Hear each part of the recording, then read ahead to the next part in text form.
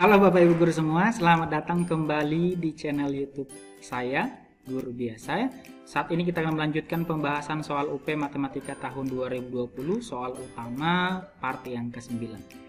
Pembahasan ini juga sebagai FR UP Matematika 2021 karena saya lihat soal-soal UP 2021 itu sangat mirip dengan soal UP Matematika 2020. Jadi Bapak Ibu tinggal belajar dari sini, Bapak Ibu retaker angkatan 3, angkatan 4 yang akan sebentar lagi UP. Bagi Bapak Ibu yang belum sempat melihat part 1 sampai dengan part 8, saya sudah sertakan link videonya di kolom deskripsi. Bagi Bapak Ibu yang belum mensubscribe channel saya, boleh di-subscribe, di-komen, like, dan share ke teman-teman. Mari kita mulai pembahasannya. Soal nomor 41, Pak Adi memberikan soal kepada siswanya basis 3 logaritma X tambah 1 sama dengan 2. Maka X sama dengan. Distraktor yang tidak sesuai adalah. Ini adalah materinya tentang logaritma tapi tentang distraktor. Distraktor ini bisa disebut sebagai pengecoh. Tapi yang ditanyakan adalah distraktor yang tidak sesuai. Pengecoh yang baik yang dapat mengecoh setiap peserta agar memilih jawaban tersebut. Nah, kalau kita lihat daripada option A, B, C, D, E, kita sesuaikan dengan soal yang sudah diberikan, basis 3 log X tambah 1 sama dengan 2, maka yang kurang tepat atau yang tidak sesuai distraktornya adalah yang A ya, yang negatif 9. Kenapa? Karena kalau X yang negatif 9, maka ini numerusnya ini akan menjadi negatif ya, negatif 9 tambah 1 sama dengan negatif 8. Kita tahu numerus itu haruslah nilainya positif, begitu ya. Maka bisa ditentukan dengan jelas bahwa jawaban yang tepat adalah A, negatif 9. Pengecohnya ini kurang tepat di sini, kurang berfungsi dengan baik. Begitu saja ya, tanpa mengerjakan berapa nilai X-nya harusnya, tapi dengan melihat konsep dasar daripada basis numerusnya ini sudah sangat jelas bahwa yang tidak sesuai X-nya adalah negatif 9. Jadi jawabannya adalah A. Nomor 42, titik negatif 1,1 ditransformasikan oleh matriks negatif 1, 1, 1, 0. Dilanjutkan dengan translasi X, Y menghasilkan bayangan negatif 3,5. Nilai X pangkat 2 dikurang Y pangkat 2 adalah. Nah, ini adalah geometri transformasi. Ini gabungan dari matriks transformasi dan juga translasi.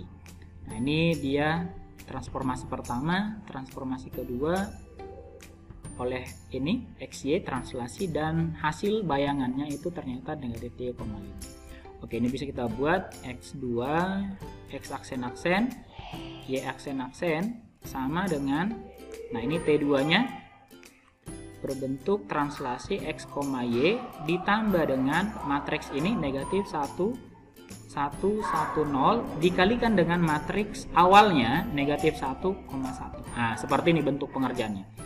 Oke, kita masukin bayangan akhirnya negatif 3, 5 sama dengan ini T2 nya X, Y ditambah, nah ini kita kalikan perkali matriks negatif 1 kali negatif 1 ditambah 1 kali 1, jadi 1 tambah 1 sama dengan 2. Yang juga sama, negatif 1 tambah 0 berarti ini negatif 1. Oke, berarti ini kita bisa buat negatif 3 sama dengan X tambah 2, begitu. Oke, dapatlah X nya ini sama dengan negatif 5. Berikutnya 5 sama dengan Y kurang 1, berarti ini sama dengan Y sama dengan 6. Oke, sudah dapat X dan Y nya, maka kita bisa peroleh X kuadrat dikurang Y kuadrat ini sama dengan negatif 5 dikuadratkan jadi 25 dikurang 6 kuadrat 36. Berarti 25 kurang 36 sama dengan negatif 11. Oke, berarti jawabannya adalah A. Nomor 43, ini tentang pertidaksamaan nilai mutlak. HP dari nilai mutlak X kurang 2 ditambah X kurang 5 lebih kecil dari 12 adalah. Oke, ini konsep pertidaksamaan nilai mutlak. Ini kita bisa buat X kurang 2 berarti X nya sama dengan 2, dan X kurang 5 berarti X nya sama dengan 5. Oke, setelah dapat pembuat nolnya, berarti kita bisa buat yang kecil ini Dari sini berarti X-nya itu lebih kecil dari 2. Kalau yang besarnya ini X-nya lebih besar sama dengan 5. Oke, berarti bisa kita buat jika X-nya lebih kecil dari 2, berarti ini tandanya semuanya negatif ya. Jadi negatif X kurang 2 ditambah ini juga negatif X kurang 5 lebih kecil daripada 12. Nah, ini kita selesaikan. Maka kalau kita keluarkan sesama negatifnya, maka X kurang 2 ditambah X kurang 5. Nah, ini menjadi lebih besar daripada negatif 12. Seperti ini. Oke, berarti ini 2X dikurang 7 lebih besar daripada negatif 12. Berarti 2X lebih besar daripada ini negatif 5. Berarti X-nya lebih besar daripada negatif 5. Oke, sudah dapat hasil daripada X-nya lebih kecil daripada 2. Oke, sekarang kita cari yang jika X-nya itu lebih besar sama dengan 5. Oke, berarti kalau X-nya lebih besar dari 5, ini tentunya adalah sama-sama positif keduanya ya. Berarti ini X kurang 2 ditambah dengan X kurang 5 lebih kecil daripada 12. Oke, ini kita selesaikan. 2X dikurang 7 lebih kecil daripada 12. Tahu 2X lebih kecil dari 19. X-nya ternyata lebih kecil daripada 19/2. Oke, ini kita gabungin keduanya. Ini negatif 5/2 arahnya ke kanan. Sementara 19/2 ini arahnya ke kiri. Oke, berarti titik pertemuannya itu adalah di sini. Berarti himpunan penyelesaiannya itu adalah X-nya lebih besar dari negatif 5/2 lebih kecil daripada 19/2. Berarti jawabannya adalah C. Nah, seperti ini pembahasannya. Nomor 44, luas jajar genjang sama dengan 30 cm persegi. Luas daerah yang diarsir adalah. Nah, kalau kita perhatikan gambar jajar genjang ini dibagi oleh 6 bagian begitu ya. 6 bagian. Sementara yang diarsir ini adalah 4 bagian.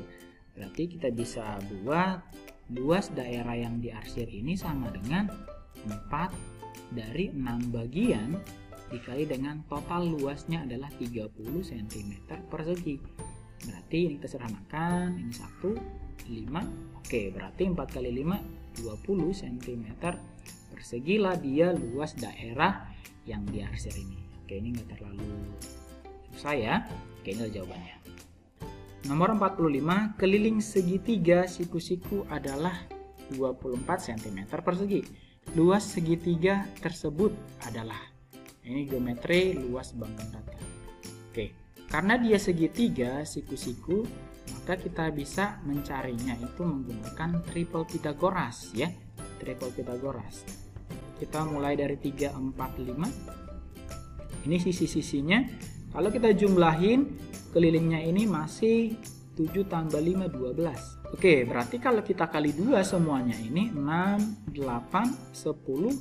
Ini kelilingnya sama dengan 24. Nah, ini sudah sangat sesuai dengan yang diketahui dalam soal bahwa keliling segitiga siku-siku adalah 24 cm persegi. Oke, berarti luas segitiga tersebut, nah ini dia alas dengan tingginya ya. Berarti luas segitiga tersebut adalah setengah kali alas 6 kali tingginya 8. Oke, karena ini sisi miring ya yang paling panjangnya. Oke, berarti ini kita sederhanakan. 3 kali 8 berarti 24 cm persegi juga ternyata luas segitiga tersebut. Oke, berarti jawabannya adalah B. Nah, itulah dia 5 pembahasan part yang ke-9. Ada soal yang tidak terlalu sulit ya. Ada juga yang membutuhkan sebuah konsep. Oke, itulah dia pembahasannya. Bagi Bapak Ibu yang ingin bertanya juga boleh silakan ditanya di kolom komentar. Oke, sampai di sini pembahasan kita. Sampai jumpa di part yang ke-10.